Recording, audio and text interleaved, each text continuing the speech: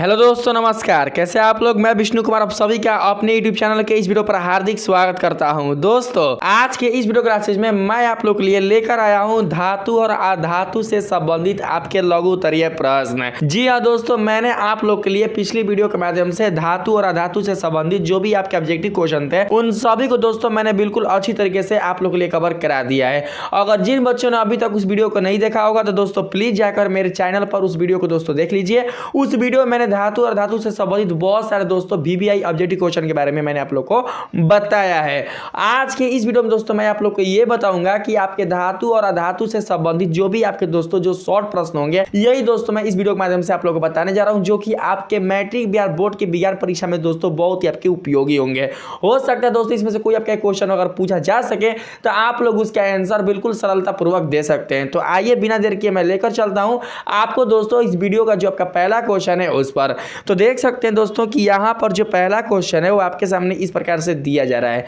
इसमें बोला जा रहा है आप लोगों से सामरिक तत्व किसे कहते हैं। ठीक है, तो दोस्तों यहां पर सबसे पहले हम लोग को यह समझना होगा कि जो हमारा सामरिक है इसका अर्थ क्या हुआ, सामरिक का मतलब क्या हुआ। ठीक है, तो दोस्तों देखिए आप लोग तत्व तो जानते हैं कि तत्व किसे कहा जाता है। तत्व दोस्तों एक ऐसा शुद्ध दोस्तों आपका पदार्थ होता है जिसे किसी भी भौतिक रासायनिक प्रक्रिया द्वारा दो या दो से अधिक भागों में बिल्कुल भी पृथक नहीं किया जा सकता है। ठीक, लेकिन यहां पर जो सामरिक है इसका मतलब क्या हुआ दोस्तों। सामरिक हम उसे कहते हैं दोस्तों जो आपके लिए बहुत ही उपयोगी होता है, जो दोस्तों आपके लिए बहुत ही कीमती होता है, जो बहुत ही आपके लिए कॉस्टली होता है, जो दोस्तों आपके बहुत ही काम आता है, उसी को दोस्तों हम लोग सामरिक के रूप में जानते हैं। तो यहां पर बताया जा रहा है सामरिक तत्व है। तो यहां पर आप लोग सबसे पहले समझिएगा कि आपके तो दोस्तों आधुनिक आवर्त सारणी में बहुत सारे तत्व है, लेकिन इन सभी तत्वों में से ऐसा कौन सा तत्व है जो कि आपके सामरिक तत्व के रूप में जाने जाते हैं। तो दोस्तों इसका कुछ ना कुछ गुण होगा तभी जाकर इन तत्वों को सामरिक तत्व के रूप में हमारे वैज्ञानिकों ने दोस्तों इसको संबोधित किया है। तो मैं बताता हूं कि इन तत्वों को हमारे वैज्ञानिकों ने सामरिक तत्व के रूप में किस प्रकार से दोस्तों और किस लिए संबोधित किया है। दोस्तों जो आपके सामरिक तत्व होते हैं ना, ये जो तत्व है आपके वो दोस्तों राष्ट्र की सुरक्षा के लिए उपयोग में लाए जाते हैं। आपके आर्थिक राष्ट्र की जो सुरक्षा है, जो उसकी जो वृद्धि है, उसके लिए दोस्तों इन तत्वों का उपयोग किया जाता है। साथ ही साथ दोस्तों आपके अंतरिक्ष में जो भी आपकी योजनाएं होते हैं, इन योजनाओं पर विजयी प्राप्त करने के लिए, इन योजनाओं को सफल बनाने के लिए दोस्तों जिन तत्वों को उपयोग में लाया जाता है उन तत्वों को हम लोग सामरिक तत्व के रूप में जानते हैं। और साथ ही साथ दोस्तों मैं आप सभी को बता दूं कि आपके सैनिक उपकरण के निर्माण में जो भी तत्व आपके अपनाए जाते हैं, जिन तत्वों को दोस्तों हम लोग उपयोग में लाते हैं सैनिक उपकरणों के लिए। अब सैनिक उपकरण क्या हो चुके हैं, तो दोस्तों आपके सैनिक उपकरण जैसे आपके देखिए सैनिक में क्या हो सकता है, सैनिक में दोस्तों आपके बहुत सारे आपके हेलीकॉप्टर होते हैं जो कि सैनिकों के लिए बहुत ही मदद करता है, गन होता है, बंदूक होता है, राइफल्स होता है, बहुत सारे दोस्तों इनके वार के लिए हथियार होते हैं। ठीक है, जो कि दोस्तों धातुओं से क्या होता है ये बनाए जाते हैं। लेकिन इन धातुओं में दोस्तों एक ऐसे तत्व आते हैं जो कि काफी दोस्तों इनके लिए कीमती होते हैं, काफी दोस्तों ये इंपॉर्टेंट तत्व होते हैं। तो इन्हीं तत्वों को हम लोग सामरिक तत्व के रूप में जानते हैं। और ये जो तत्व है दोस्तों वो है आपके टाइटेनियम, जैसे मैंने यहाँ पर जैसे में दिया है titanium, chromium, manganese, zirconium, uranium, ये सारे जो भी आप तत्व देख रहे हैं इन सभी को हम लोग बोलेंगे सामरिक तत्व। तो दोस्तों इसका जो परिभाषा है आप लोग परीक्षा में इस तरीके से लिखिएगा, यानी कि वे तत्व जिनका उपयोग सैनिक उपकरणों के निर्माण में, अंतरिक्ष विज्ञान की योजनाओं में, यानी आज इस अंतरिक्ष में बहुत सारे जो भी आपके दोस्तों यान भेजे जा रहे हैं, उपकरण भेजे जा रहे हैं, बहुत सारे जो भी आपके मिसाइल भेजे जा रहे हैं, आपके उपग्रह भेजे जा रहे हैं, उन उपग्रहों को बनाने में, उन मिसाइलों को बनाने में, उन यानों को बनाने में दोस्तों कहीं ना कहीं इन्हीं तत्वों का क्या किया गया है, प्रयोग किया गया है। ठीक है, तो इसीलिए इन तत्वों को दोस्तों हम लोग सामरिक तत्व के रूप में जानते हैं। और साथ ही इसमें बताया जा रहा है कि राष्ट्र की आर्थिक क्षमता के विकास और उसकी सुरक्षा में किया जाता है तो उसे सामरिक तत्व कहते हैं। तो दोस्तों आपको 2 नंबर या 3 नंबर में यही दोस्तों आपका क्वेश्चन पूछेगा, उसको हम लोगों को इसी तरीके से दोस्तों वहां पर इसका आंसर देना है। और आप लोग दोस्तों जैसे में दिखा दीजिएगा कि आपके जैसे में जो आपके सामरिक तत्व के जो उदाहरण है वो कुछ इस प्रकार से होंगे, यानी कि टाइटेनियम, क्रोमियम, मैग्नीज, जर्कोनियम और यूरेनियम। और आप लोग जानते हैं कि जो आपका दोस्तों आज से बहुत साल पहले एक बहुत ही विशाल जो आपका जहाज बना था वो भी आपके टाइटेनियम तत्व से ही बना था, जिसका दोस्तों नाम था टाइटेनिक। ठीक है, तो आप लोग इस चीज को अच्छे से समझ कर रखिएगा। आइए मैं लेकर चलता हूं आप लोगों को अपने इस वीडियो के जो दूसरा प्रश्न है उस पर। तो यहां पर आप लोग समझने का प्रयास कीजिएगा, सोडियम को केरोसिन तेल में डुबोकर क्यों रखा जाता है। तो सबसे पहले देखिए यहां पर आपसे क्वेश्चन कर रहा है कि सोडियम को केरोसिन तेल में डुबाकर क्यों रखा जाता है। तो दोस्तों इसके पीछे कोई ना कोई रीजन होगा जिसके कारण सोडियम को केरोसिन तेल के अंदर डुबाकर रखा गया है। ठीक है, लेकिन सबसे पहले आपको क्या करना होगा, उस कारण को समझना होगा। सबसे पहले दोस्तों इसके आशय को समझ लीजिए, इसके अर्थ को समझ लीजिए, इसके बारे में जान लीजिए। उसके बाद दोस्तों इसका जो आंसर है आप लोग अच्छे से अपने से क्या कर सकते हैं, बनाकर अब एग्जाम में दोस्तों आप लोग अच्छे से लिख सकते हैं। तो मैं आप लोग को पहले समझा समझा देता हूं कि सोडियम को केरोसिन तेल में डुबाकर क्यों रखा जाता है। दोस्तों मैं आप सभी को बता दूं कि जो सोडियम जो धातु है आपका वो अति अभिक्रियाशील धातु है, यानी कि दोस्तों जब हम लोग सोडियम को कमरे के ताप पर भी दोस्तों अगर हम रखते हैं तो यह कमरे के ताप पर भी क्या करता है कि ऑक्सीजन गैस के साथ अभिक्रिया करके दोस्तों, यानी दोस्तों वो ऑक्सीजन गैस के साथ अभिक्रिया करके वो तेजी जलना शुरू कर देता है।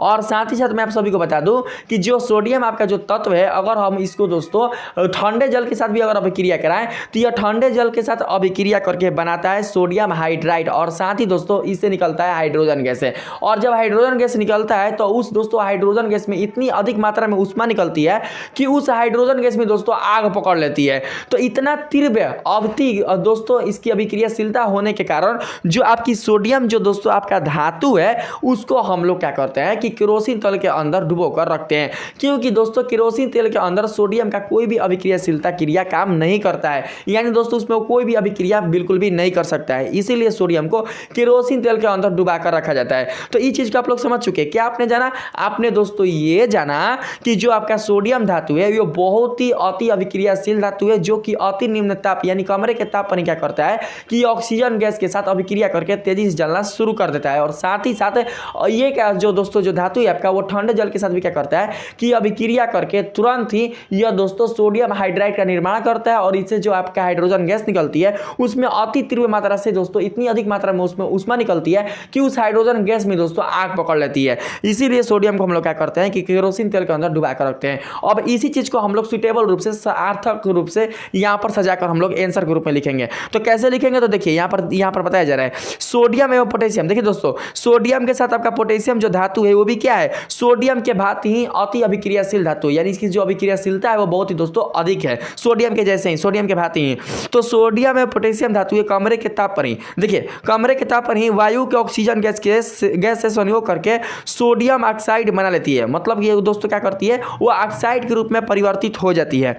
ऑक्सीजन के साथ इनकी क्रियाशीलता इतनी तीव्र रूप से होती है कि वायु में इन्हें खुला छोड़ते ही ये जलने लगती है। मतलब ये जलना क्या करते हैं प्रारंभ कर लेते हैं। तो इसका दोस्तों जो अभिक्रिया आप लोग नीचे दिखा दीजिएगा, अगर आप लोग दोस्तों इसका अभिक्रिया नीचे दिखा देते हैं तो बहुत ही आपका दोस्तों जो कॉपी है वो देखने में काफी अट्रैक्टिव लगेगा। काफी आपका दोस्तों कॉपी जो है आपका एग्जाम वाला कॉपी आपको देखने में काफी दोस्तों सुंदर लगेगा। और जो दोस्तों आपका चेक करने वाला जो आपके सर होंगे वो क्या कर सकते हैं दोस्तों आपको अच्छे मार्क्स आपको उस नंबर पर उस आपके क्वेश्चन पर आपको दे सकते हैं। यहां पर देखिए क्या बोल रहा है, इसी के साथ ये धातु ठंडे जल के साथ भी तीव्रता से अभिक्रिया कर सोडियम हाइड्रोक्साइड के रूप में परिवर्तित हो जाती है, जैसा कि मैंने आप लोग को अभी बताया। और इनकी अभिक्रिया के फलस्वरूप इतनी ऊष्मा उत्पन्न होती है कि उत्पन्न हाइड्रोजन गैस में ही तुरंत आग पकड़ लेती है। ठीक है, यानी जो हाइड्रोजन गैस है उसमें तुरंत ही क्या होता है आग पकड़ लेता है। तो इसका जो अभिक्रिया है वो कुछ इस प्रकार से आप लोग देख सकते हैं।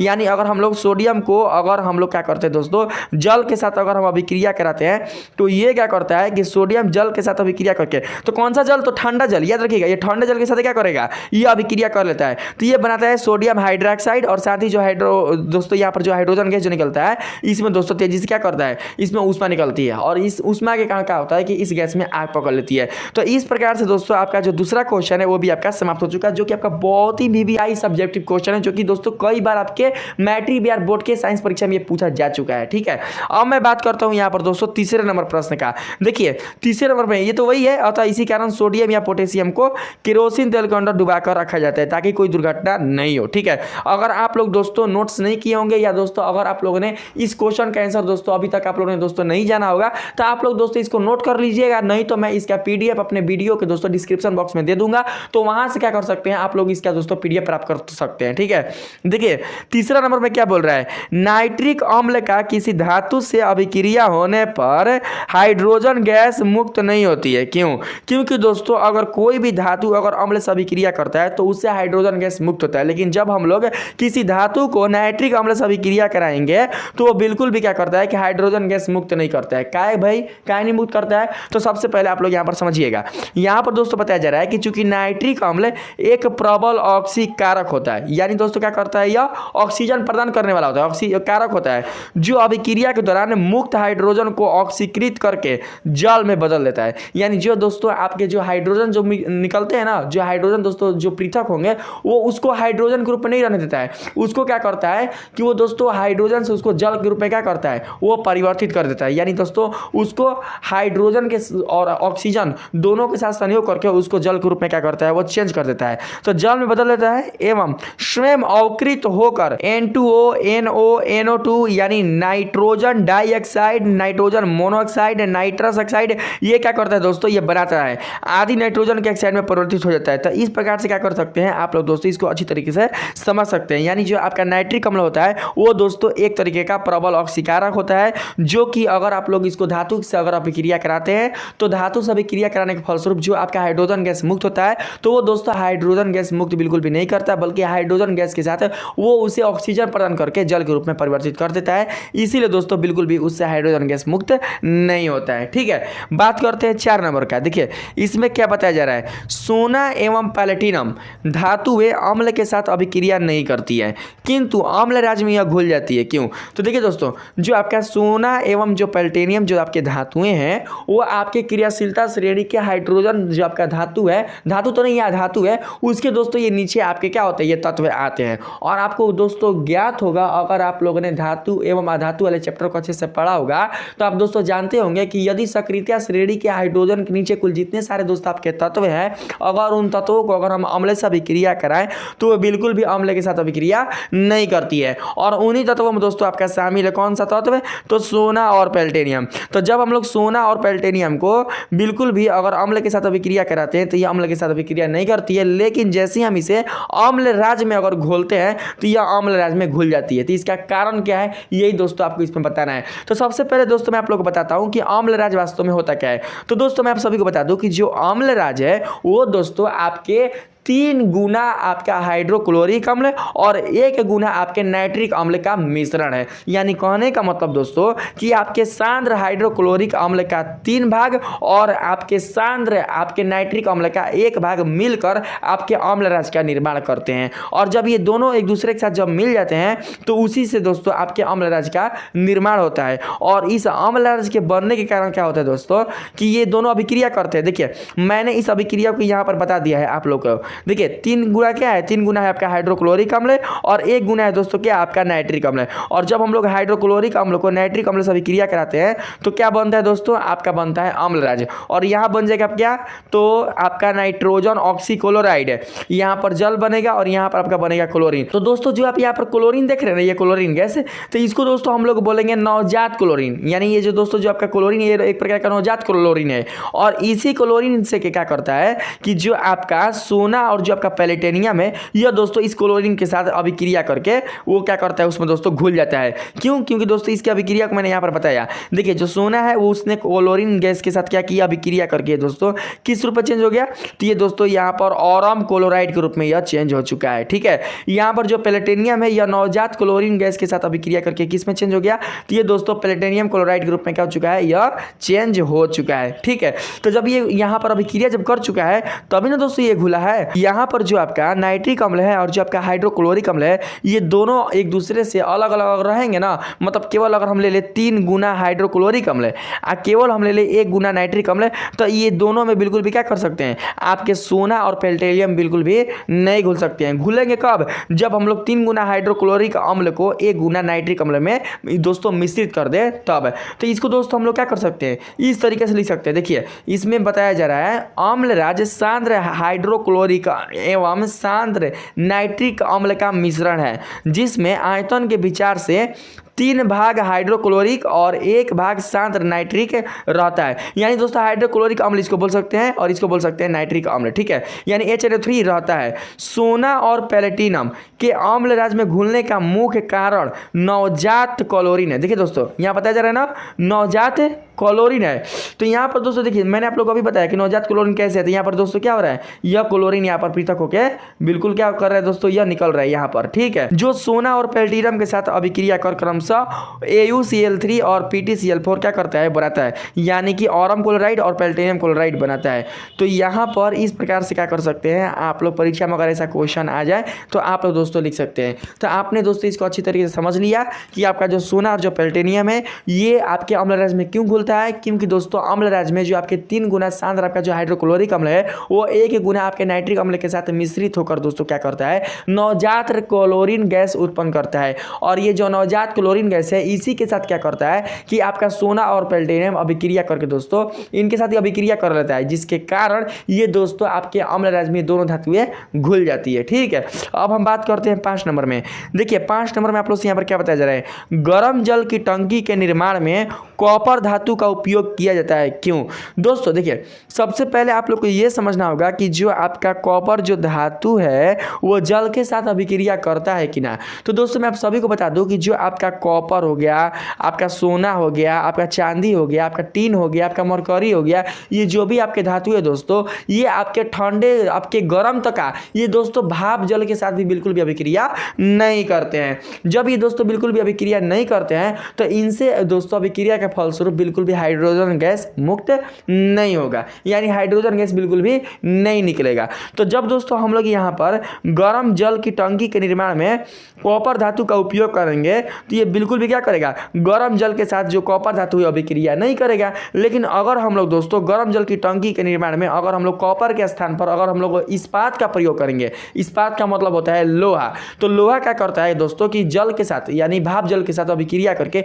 वो हाइड्रोजन गैस मुक्त करना शुरू कर देगा। ठीक है, तो ये दोस्तों बिल्कुल भी हाइड्रोजन गैस मुक्त ना करे, इसी कारण दोस्तों कॉपर धातु का उपयोग गर्म जल की टंकी को बनाने हेतु किया जाता है। यही चीज यहाँ पर आंसर के रूप में सटीक रूप से यहाँ पर आप लोगों को बताया गया है। देखिए कॉपर एक ऐसा धातु है जो गर्म जल के साथ ही नहीं बल्कि यह भाप जल के साथ भी बिल्कुल भी अभिक्रिया नहीं करता है, जैसा कि मैंने आप लोगों को अभी बताया। ठीक है, यानी दोस्तों ये भाप जल के साथ भी बिल्कुल अभिक्रिया नहीं करता है। यानी भाप जल उसी को बोलते हैं जब जल से अधिक मात्रा में ऊष्मा बाहर निकलने लगती है, यानी जब जल का वाष्पीकरण होने लगता है तो उसी को दोस्तों हम लोग बोलते हैं भाप जल। ठीक है, इसके इसी गुण के कारण इसका उपयोग गर्म जल की टंकी के निर्माण में किया जाता है। क्यों किया जाता है भाई, क्योंकि यह भाप जल के साथ अभिक्रिया कर लोहा या इस्पात के भांति हाइड्रोजन गैस मुक्त नहीं करता है। इसी कारण दोस्तों कॉपर धातु का जो उपयोग है वो गर्म जल की टंकी बनाने में किया जाता है। तो इस प्रकार से दोस्तों आपका जो 5वां नंबर जो क्वेश्चन है वो भी आपका बिल्कुल अच्छी तरीके से आपका खत्म हो चुका है। आप लोग दोस्तों चाहे तो इसे दोस्तों अच्छी तरीके से रिमेंबर कर लीजिएगा। ठीक है, मैं आप लोगों को सब समझाते चल रहा हूँ। इसमें देखिएगा 6 नंबर में क्या बोल रहा है, धातुएं विद्युत के सुचालक क्यों होती है। तो आप सभी को पता है कि जो धातुएं होती है वो विद्युत के सुचालक होती है। सुचालक का मतलब ये होता है कि जिनसे स्वतंत्र रूप से विद्युत धारा का प्रवाह हो सके उसी को हम लोग बोलते हैं सुचालक। सु का मतलब होता है सुंदर, चालक का मतलब होता है जिसमें मुक्त इलेक्ट्रॉनों का स्थानांतरण हो। ठीक है, तो दोस्तों देखिए सबसे पहले आप लोग को यह समझना होगा कि जो धातुएं जो होती है वो विद्युत के सुचालक की होती है, क्योंकि दोस्तों धातुओं में विद्युत के सुचालक के लिए विद्युत के चालन के लिए मुक्त इलेक्ट्रॉन स्वतंत्र रूप से विद्यमान रहते हैं। इसीलिए दोस्तों जो आपके धातुएं होते हैं वो विद्युत के सुचालक होते हैं। और इसी को दोस्तों मैंने यहाँ पर लिखकर आप लोग को बताया है। देखिए इसमें बताया जा रहा है धातुएं विद्युत के अच्छे चालक होते हैं, ये तो आप लोग को पता है, लेकिन क्यों होते हैं इसको समझिएगा। ये विद्युत धनात्मक भी है। विद्युत धनात्मक क्यों है भाई, क्योंकि जो धातुएं होते हैं वे दोस्तों अपने संयोजी इलेक्ट्रॉनों का दोस्तों त्याग करके ये धनायन के रूप में परिवर्तित हो जाते हैं। इसीलिए दोस्तों यह विद्युत धनात्मक तत्व कहलाते हैं। इसमें इलेक्ट्रॉन त्यागने की प्रवृत्ति तीव्र होती है, मतलब बहुत ज़्यादा होती है, बहुत अधिक होती है। ये ताप और विद्युत के सुचालक होते हैं। इसके तार से होकर विद्युत का प्रवाह आसानी से की जा सकती है। धातुओं को चालकता उनमें उपस्थित मुक्त इलेक्ट्रॉनों के कारण होती है, जैसा कि मैंने आप लोग को बताया। देखिए दोस्तों विद्युत के चालन के लिए आपके मुक्त इलेक्ट्रॉनों का होना बहुत ही आवश्यक है। यानी जिस किसी भी दोस्तों धातुओं में अगर मुक्त इलेक्ट्रॉन दोस्तों विद्यमान है तो वो जो धातु होगा दोस्तों वो आपके विद्युत धारा के प्रवाह को बिल्कुल अच्छी तरीके से प्रदर्शित करेगा। और ये जो मुक्त इलेक्ट्रॉन होते हैं दोस्तों आपके धातुओं में बिल्कुल अच्छी तरीके से क्या रहते हैं, वो विद्यमान रहते हैं। ये इलेक्ट्रॉन, कौन इलेक्ट्रॉन, तो मुक्त इलेक्ट्रॉन, ये इलेक्ट्रॉन धातु से होकर आसानी से दौड़ सकते हैं। यही कारण है कि धातु विद्युत और ताप के अच्छे चालक है। तो आप लोगों ने अच्छे से समझ लिया कि जो धातुएं होते हैं वो विद्युत के सुचालक क्यों होते हैं, क्योंकि धातुओं में विद्युत के सुचालक के लिए विद्युत के चालन के लिए स्वतंत्र रूप से मुक्त इलेक्ट्रॉन विद्यमान रहते हैं। ठीक है, अब हम बात करते हैं यहाँ पर 7 नंबर में। इसमें दोस्तों बताया जा रहा है आयनिक यौगिकों के गलनांक उच्च क्यों होते हैं। दोस्तों ये भी आपका बहुत ही VBI इंपॉर्टेंट क्वेश्चन है दोस्तों। इसको आप लोग बिना रिमेंबर किए दोस्तों आप लोग एग्जाम हॉल में नहीं जाइएगा। ये दोस्तों कई बार आपके एग्जाम में पूछा जा चुका है। ठीक है, इसमें बताया जा रहा है आयनिक उसे बोलेंगे जो कि दोस्तों आपके धातु और अधातु से मिलकर जो आपके यौगिक का निर्माण होता है उसी को दोस्तों हम लोग बोलते हैं आयनिक यौगिक। ठीक है, जो कि आपके धनायन और ऋणायन ग्रुप में क्या होता है, इसमें 2 दोस्तों आपके तत्व शामिल रहते हैं। ठीक है, तो देखिए आपके आयनिक यौगिकों का जो गलनांक होता है वो क्यों होता है। आयनिक यौगिक ठोस अवस्था में पाए जाते हैं, यानी दोस्तों आपके जो आयनिक यौगिक होते हैं वो बिल्कुल भी आपके गैसीय या द्रवीय रूप में ज्यादातर मात्रा में नहीं नहीं पाए जाते हैं। ये किस रूप में पाए जाते हैं? ये ठोस अवस्था में पाए जाते हैं। और आप सभी को पता है कि जो भी आपके वस्तुएं होते हैं जो ठोस अवस्था में रहते हैं, उनके दोस्तों जो आपके कण होते हैं वो एक दूसरे को काफ़ी मतलब आकर्षण बल के साथ एक दूसरे को बांधे रखते हैं, जिसको दोस्तों तोड़ने के लिए, इन कणों को पृथक करने के लिए काफ़ी ताप एवं दाब की आवश्यकता होती है, काफ़ी ऊष्मा की आवश्यकता होती है। क्योंकि दोस्तों इनके कणों का जो आकर्षण बल होता है वो काफ़ी मजबूत होता है, और इनके आकर्षण बल का काफ़ी मजबूत होने के कारण ही दोस्तों इन ठोसों का जो आकार, जो आयतन होता है वो निश्चित होता है। और आप लोगों ने अभी जाना कि जो आपके आयनिक यौगिक होते हैं वो भी एक प्रकार के ठोसीय ही पदार्थ होते हैं, ठोसीय ही आपके दोस्तों क्या होते हैं? यौगिक होते हैं। तो ये तो आपका फिक्स है कि इनके दोस्तों जो आपके कण होंगे, इनके जो क्रिस्टल में जो कण होते हैं एक दूसरे को बहुत ही दोस्तों मजबूती से बांधे रखे होंगे, ठीक है, यानी कि अंतराणिक बलों द्वारा। तो देखिए इसमें बताया जा रहा है इनके क्रिस्टल जालक में धनायन और ऋणायन एक निश्चित क्रम में सजे रहते हैं, ठीक है। ये आयन स्थिर विद्युत आकर्षण बल द्वारा एक दूसरे को काफी मजबूती से बांधे रहते हैं। इनमें अंतराणविक आकर्षण बल काफी मजबूत होते हैं। इस अंतराणविक आकर्षण बल को तोड़ने के लिए अधिक ऊर्जा की आवश्यकता होती है। यही कारण है कि आयनिक यौगिकों के गलनांक काफी उच्च होते हैं। यानी दोस्तों इनके कणों को तोड़ने के लिए, इनके कणों को पृथक करने के लिए, यानी इनको दोस्तों ठोस से द्रवीय अवस्था में परिवर्तित करने के लिए आपको काफी दोस्तों ताप की आवश्यकता होगी। इसीलिए दोस्तों हम लोग समझ सकते हैं कि जो आयनिक यौगिक होते हैं उनके गलनांक काफी उच्च होते हैं। आप लोग दोस्तों इसको रिमेंबर बिल्कुल नहीं कीजिएगा, आप लोग को रिमेंबर करने का बिल्कुल आपके पास टाइम नहीं है। आपके पास दोस्तों सारा सब्जेक्ट का आपके पास लोड है। आप लोग दोस्तों बस अच्छी तरीके से जो भी मैं क्वेश्चन आपको लोग के लिए प्रोवाइड कर रहा हूं, इन सभी क्वेश्चनों को दोस्तों आप लोग अच्छी तरीके से पढ़ लीजिए और इसके बारे में जान लीजिए कि ये जो क्वेश्चन है आपसे वास्तव में क्या पूछ रहा है, इसके दोस्तों मतलब, इसके अर्थ और दोस्तों इसके कारण को समझ लीजिए। आप लोग अच्छे से सोच समझकर अपने आप से दोस्तों बनाकर आप परीक्षा में हमसे ज्यादा दोस्तों क्या कर सकते हैं, आप परीक्षा में आप लोग दोस्तों लिख सकते हैं, ठीक है। अब हम बात करते हैं दोस्तों यहाँ पर 8 नंबर का। इसमें बताया जा रहा है द्विधर्मी ऑक्साइड क्या है, उदाहरण दे। यानी द्विधर्मी उसको बोल देंगे जो दोनों धर्म अपनाता हो, यानी दोनों धर्म कहने का मतलब कि दो ठो गुण दोस्तों क्या करता हो, प्रदर्शित करता हो। तो दोस्तों देखिए द्विधर्मी ऑक्साइड, तो सबसे पहले हम लोग बात करेंगे यहाँ पर धातुओं के ऑक्साइड। आप सभी को पता है कि जो धातुएं होते हैं वो ऑक्सीजन गैस के साथ अभिक्रिया करके धात्विक ऑक्साइड के रूप में परिवर्तित हो जाते हैं। और जो धात्विक ऑक्साइड होते हैं दोस्तों वो बिल्कुल भी अम्ल और क्षार के साथ अभिक्रिया नहीं करते हैं। लेकिन दोस्तों कुछ आपके धात्विक ऑक्साइड ऐसे भी हैं जो अम्ल और क्षार दोनों के साथ क्या करते हैं, अभिक्रिया कर लेते हैं। इसीलिए दोस्तों हम लोग उन धात्विक ऑक्साइडों को द्विधर्मी ऑक्साइड के रूप में क्या करते हैं, जानते हैं, जिसे कहीं कहीं उभयधर्मी ऑक्साइड भी दोस्तों कहा जाता है। तो दोस्तों मैं आप सभी को बता दूं कि जो भी आपके द्विधर्मी ऑक्साइड है वो कौन होंगे। जैसे कि दोस्तों आपके हो जाएंगे लेड ऑक्साइड, और आपके दोस्तों हो जाएंगे जिंक ऑक्साइड, ये जो भी एल्युमिनियम ऑक्साइड है, ये जो भी दोस्तों आपके लौ ऑक्साइड है, ये सारे सारे क्या है, ये दोस्तों आपके द्विधर्मी ऑक्साइड के रूप में जाने जाते हैं। तो देखिए मैंने यहाँ पर क्या बताया, वे लौ ऑक्साइड जो अम्ल एवं क्षार इन दोनों के साथ अभिक्रिया करते हैं उसे द्विधर्मी ऑक्साइड कहते हैं। तो देखिए हमने यहाँ पर दोस्तों क्या किया कि एगो हमने यहाँ पर दोस्तों ले लिया लौ ऑक्साइड, किसका, तो जिंक ऑक्साइड का, ठीक है, यानी जिंक ऑक्साइड यहाँ पर हमने ले लिया। जब हमने दोस्तों जिंक ऑक्साइड को अभिक्रिया कराया हाइड्रोक्लोरिक अम्ल से, तो यह हाइड्रोक्लोरिक अम्ल से अभिक्रिया करके बना दिया जिंक क्लोराइड, और साथ ही दोस्तों क्या हो रहा है, यहाँ पर जिंक क्लोराइड बनने के साथ यहाँ पर जल बन रहे हैं, ठीक है। इस चीज को आप लोग समझते रहिएगा। और जब दोस्तों हम लोगों ने इसी जिंक ऑक्साइड को क्षार से अभिक्रिया कराया, यानी कि सोडियम हाइड्रोक्साइड से अभिक्रिया कराया, तो यह सोडियम हाइड्रोक्साइड से अभिक्रिया करके यहाँ पर बनाया सोडियम जिंकेट, इसको बोलेंगे सोडियम जिंकेट, याद रखिएगा। और साथ ही यहाँ पर क्या हो रहा है, जल बन रहा है। तो दोस्तों यहाँ पर ही हो जाएगा लवण, ये हो जाएगा जल, यहाँ पर ही हो जाएगा लवण, ये हो जाएगा जल। यानी कि ये जो आपके धात्विक ऑक्साइड है ये अम्ल और क्षार से अभिक्रिया करके लवण और जल बनाते हैं। इनमें अम्ल और क्षार दोनों का गुण पाया जाता है। इसीलिए दोस्तों हम लोग इन लौ ऑक्साइड को द्विधर्मी या फिर उभयधर्मी ऑक्साइड के रूप में जानेंगे। तो इस तरीके से समझकर क्या करना है आप लोग दोस्तों, अच्छी तरीके से आप लोग को रिमेंबर करना है, याद रखना है, और अच्छी तरीके से आपको एग्जाम हॉल में इसी तरीके से क्वेश्चन को दोस्तों आपको वहां पर इसका जो आंसर है आप लोग को देना है। बात करते हैं 9 नंबर में। इसमें देखिए क्या बताया जा रहा है, प्लेटिनम सोना एवं चांदी का उपयोग आभूषण बनाने के लिए किया जाता है। क्यों आभूषण, मतलब जेवरात, ठीक है, समझ रहे ना।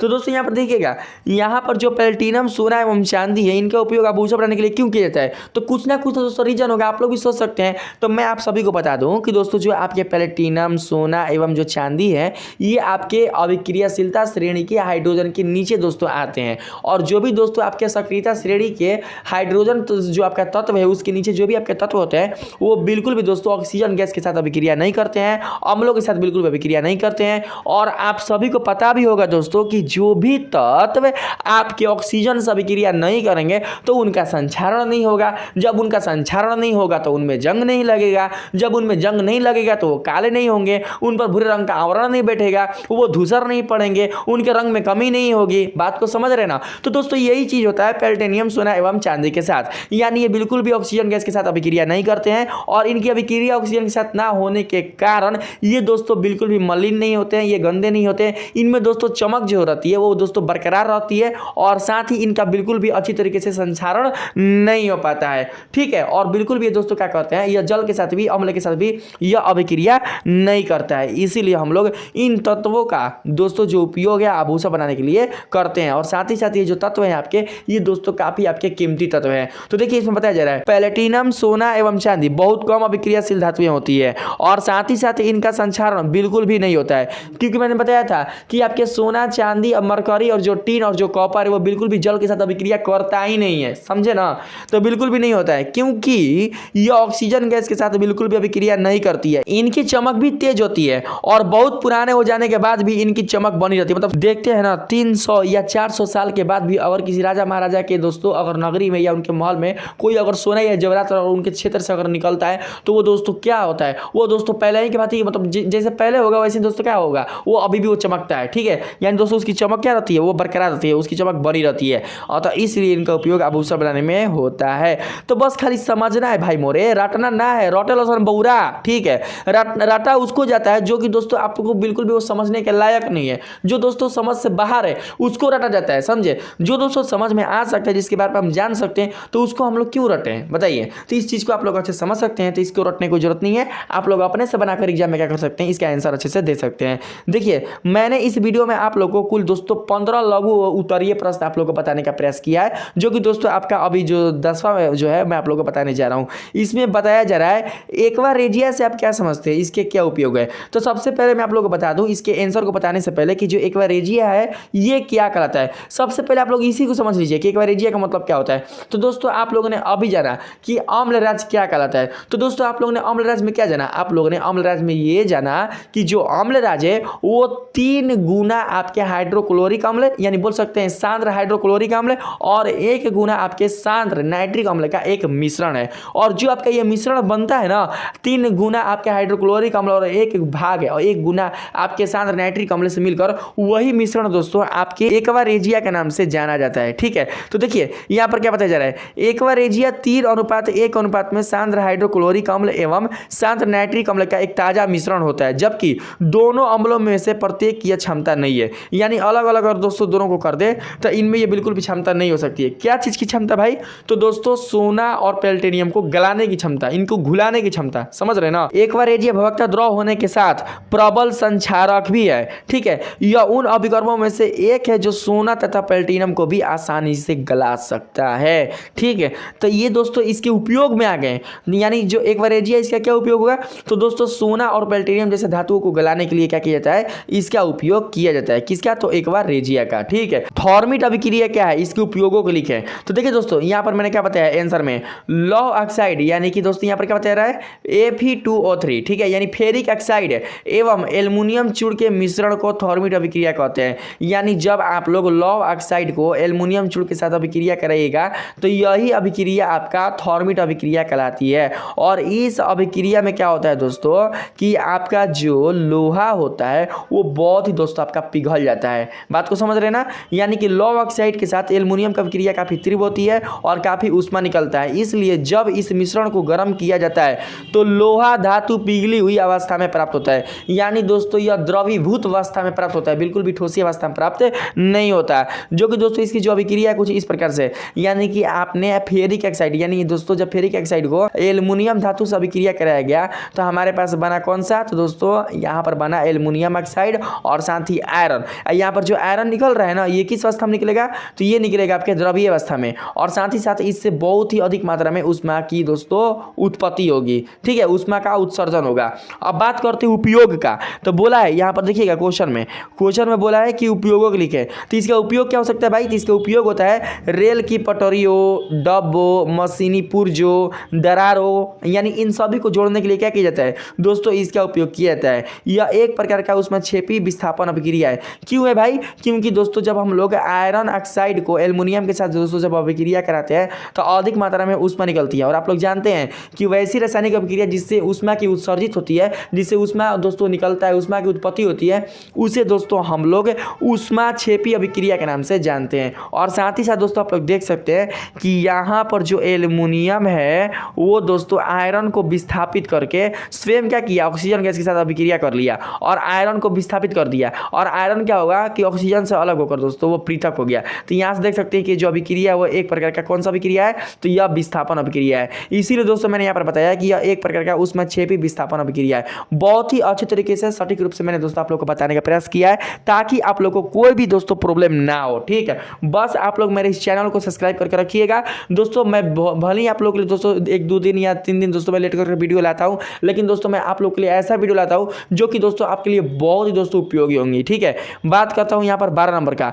इसमें बोला जा रहा है लोहे को जंग से बचाने के लिए 2 तरीके बताइए। तो भाई मोरे आप लोग देखिए, कोई जरूरी ना है कि परीक्षा में 2 ही दोस्तों पूछ सकता है, आप लोग को 3 भी पूछ सकता है, 4 भी पूछ सकता है। तो आप लोग दोस्तों ज्यादा से ज्यादा याद रखिएगा। तो यहां पर देखिएगा मैंने क्या बताया है, लोहे की वस्तुओं पर जिंक आदि की परत चढ़ाकर, जिसको बोलते हैं दोस्तों क्या, गैल्वेनीकरण। बात को समझ रहे ना, यानी कि जिंक की परत चढ़ाने की जो क्रिया है वो कहलाता है दोस्तों आपका गैल्वेनीकरण। ठीक है, और यहाँ बताया जा रहा है लोहे की वस्तुओं पर पेंट करके, यानी हम लोग लोहे की वस्तुओं पर पेंट करके, जिंक की परत चढ़ाकर और एनोडीकरण करके या विद्युत लेपन करके हम लोग क्या कर सकते हैं, लोहे को जंग लगने से हम लोग बचा सकते हैं। तो 2-3 आप लोग क्या कर सकते हैं, परीक्षा में लिख सकते हैं आराम से। ठीक है, आगे देखिएगा, समझिएगा 13 नंबर में अमलगम किसे कहते हैं। तो दोस्तों अमलगम एक प्रकार का आपका मिश्र धातु होता है, इसमें कुछ दोस्तों नया बात नहीं है। बस यहाँ पर इस मिश्र धातु का नाम नया अमलगम इसलिए हो जाता है क्योंकि दोस्तों यदि मिश्र धातुओं में अगर एक धातु अगर आपका पारा हो जाए, क्या हो जाए, पारा मरकरी, तो वह मिश्र धातु आपका अमलगम कहलाती है, यानी अमलगम के रूप में जानी जाती है। तो आप लोगों ने जाना कि दोस्तों जो अमलगम है वो एक प्रकार का मिश्र धातु ही होता है, लेकिन हम लोग उसको अमलगम इसलिए बोलते हैं क्योंकि उस मिश्र धातु में एक धातु पारा शामिल रहता है। ठीक है, यहाँ पर देखिएगा 14 नंबर में क्या बोला जा रहा है, मिश्र धातु क्या है, उदाहरण सहित उल्लेख करें। देखिए कितना इंपॉर्टेंट क्वेश्चन आपके सामने पूछा जा रहा है, मिश्र धातु। तो देखिए दोस्तों मिश्र का मतलब होता है मिक्सिंग, यानी मिश्रण, और जो मिश्रण है वो किसका हो सकता है, तो दोस्तों आपके 2 या 2 से अधिक धातुओं का हो सकता है, या फिर कोई जरूरी नहीं है कि 2 या 2 से अधिक धातुओं का ही होगा, धातु के साथ अधातुओं का भी हो सकता है। तो यहाँ देख सकते हैं मैंने यहाँ पर क्या बताया परिभाषा के माध्यम से, 2 या 2 से अधिक धातुओं अथवा एक धातु एवं एक अधातु का समांगी मिश्रण मिश्र धातु कहलाता है। जैसे में पीतल, सोल्डर, ब्रोंज, कांसा, ये सब क्या होंगे, ये सब के सब दोस्तों आपके मिश्र धातु के रूप में जान जाते हैं। थोड़ा सा अगर बढ़ाकर अगर लिखना चाहते हैं एग्जाम में, तो दोस्तों मैंने यहाँ पर बताया है आप लोग को, सबसे पहले इच्छित धातुओं को, यानी आपकी इच्छा के ऊपर है कि किन दोस्तों धातुओं को मिलाकर आप लोग मिश्र धातु बनाना चाहते हैं। तो यहाँ पर बताया जा रहा है सबसे पहले इच्छित धातुओं को उपयुक्त मात्रा में मिश्रित कर, मतलब दोस्तों मतलब पर्याप्त मात्रा में मिश्रित कर मिश्रण को गर्म करके पिघला देते हैं और पिघले हुए द्रव को ठंडा करके ठोस रूप में परिवर्तित कर दिया जाता है। यानी जब दोस्तों इसको आप लोग इस मिश्रण को जब आप लोग गर्म कीजिएगा तो ये क्या होगा, ये दोस्तों पिघलेगा, यानी ये अपने ठोस अवस्था से द्रवीय अवस्था में चेंज होगा। और जब इसको हम लोग दोस्तों ठंडा करेंगे तो ठंडा होने के पश्चात पुनः क्या करेगा कि अपने द्रवीय अवस्था से ठोस अवस्था को प्राप्त कर लेगा। और जब ये ठोस अवस्था को प्राप्त कर लेगा तो इसकी जो अवस्था होगी दोस्तों, ये किस रूप में प्राप्त होगी, यह दोस्तों आपके मिश्र धातु के रूप में प्राप्त होगी। और इसको मिश्र धातु के रूप में क्यों किया जाता है, क्योंकि दोस्तों मिश्र धातु में दोस्तों क्या होता है कि आपके संक्षारण दोस्तों बहुत ही कम होता है, यानी इनका जो संक्षारण बहुत कम होता है, और साथ ही इनसे दोस्तों अनेक प्रकार के नए नए दोस्तों आपके जो भी आपके लोहे वाली जो वस्तुएं होती हैं आकर्षक, जो देखने में अच्छा लगे, वे दोस्तों बनाई जाती है। ठीक है, अब हम बात करते हैं इस वीडियो के जो सबसे लास्ट प्रश्न है 15 नंबर का, उसके बारे में। देखिए इसमें बताया जा रहा है स्टेनलेस इस्पात किसे कहते हैं, स्टेनलेस इस्पात है। तो देखिए दोस्तों जो स्टेनलेस जो इस्पात है वो भी आपका एक प्रकार का दोस्तों मिश्र धातु ही है, लेकिन इसको हम लोग कैसे बोलेंगे, कैसे लिखेंगे, इसे आप लोग को जानना होगा। देखिए सबसे पहले मैं आप लोग बता दूं इसके आंसर बताने से पहले कि जो आपका दोस्तों शुद्ध लोहा होता है ना, शुद्ध लोहा आपका जो होता है वो बिल्कुल भी दोस्तों आपके ठोस अवस्था में प्राप्त नहीं होता है। अगर दोस्तों आपको ठोस अवस्था प्राप्त होगा भी तो उस शुद्ध लोहा से आप लोग बिल्कुल भी कोई भी दोस्तों आप पदार्थ नहीं बना सकते हैं, उसे दोस्तों किसी भी रूप में आप उसको ढाल नहीं सकते हैं, क्योंकि दोस्तों वो क्या होता है कि वो मतलब पिघला हुआ होता है, यानी कि उसका बिल्कुल भी अच्छी तरीके से उसका शेप प्राप्त नहीं हो सकता है, उसकी आकृति बिल्कुल भी अच्छी तरीके से नहीं दी जा सकती है। इसीलिए दोस्तों हम लोग शुद्ध लोहे में क्या करते हैं कि कुछ कार्बन की मात्रा मिला देते हैं। तो इसके लिए क्या करते हैं, यहाँ पर देखिएगा इसमें बताया जा रहा है कि जब लोहा को निकेल एवं क्रोमियम के साथ मिश्रित कर पिघला दिया जाता है। बात को समझिएगा। अब देखिए यहाँ पर 3 गो क्या है धातु, एगो लोहा है, एगो निकेल है, एगो क्रोमियम है, तो 3 गो धातु है, यानी कि क्या बन गया, मिश्र धातु। तो जब लोहा को निकेल एवं क्रोमियम के साथ मिश्रित करके पिघला दिया जाता है है तो उससे प्राप्त मिश्र धातु स्टेनलेस इस्पात कहलाती है। यानी अब वो किस रूप में जाना जाएगा, ये दोस्तों वो जो लोहा होगा आपका वो आपका जाना जाएगा स्टेनलेस इस्पात के रूप में। ठीक है, तो स्टेनलेस इस्पात के रूप में हम लोग क्यों इसको ढालते हैं, किस लिए ढालते हैं भाई, तो देखिए यहाँ पर बताया जा रहा है स्टेनलेस इस्पात काफी कठोर एवं जंग नहीं लगने वाला मिश्र धातु होता है। शुद्ध लोहा सामान्यतः उपयोग में नहीं लिया जा सकता। क्यों भाई, क्योंकि शुद्ध लोहा मुलायम होता है एवं तप्त होकर आसानी से फैल सकता है, मतलब पिघल सकता है। इसको दोस्तों बिल्कुल भी हम इसको आकृति नहीं दे सकते, इसीलिए हम लोग क्या करते हैं कि शुद्ध लोहा को स्टेनलेस इस्पात के रूप में हम लोग क्या करते हैं, परिवर्तित करते हैं। दोस्तों आप लोग 10 क्लास को अब छोड़ने जा रहे हैं, आपका 10 क्लास अब बीतता जा रहा है। अब आप लोग दोस्तों आईएससी में या जो भी आपका मन होगा, आईए या दोस्तों आईकॉम जो भी लेना होगा आप लोग लीजिएगा।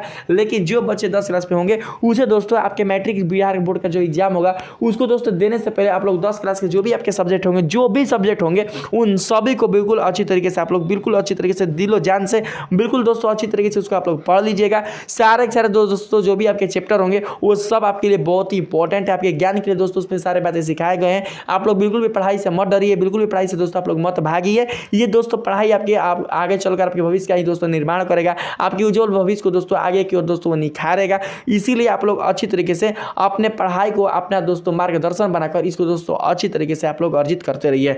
तो अगर दोस्तों मेरे इस वीडियो के माध्यम से आप लोगों को धातु और अधातु से संबंधित जो आपके लघु उत्तरीय प्रश्न है, अगर वो दोस्तों आपके अच्छी तरीके से कवर हो चुके हैं, आप लोगों को दोस्तों ये लघु उत्तरीय प्रश्न काफी अच्छी तरीके से समझ में आया है और साथ ही दोस्तों मैंने जो आप लोगों को समझाया मेरा सोल्यूशन आप लोगों को काफी अच्छी तरीके से समझ में आया है, तो प्लीज दोस्तों मेरे इस वीडियो को लाइक कीजिएगा, सब्सक्राइब कीजिएगा और साथ ही साथ अपने दोस्तों में भी शेयर कीजिएगा। आज के लिए इतना ही, मिलते हैं अगले वीडियो में, तब तक के लिए धन्यवाद।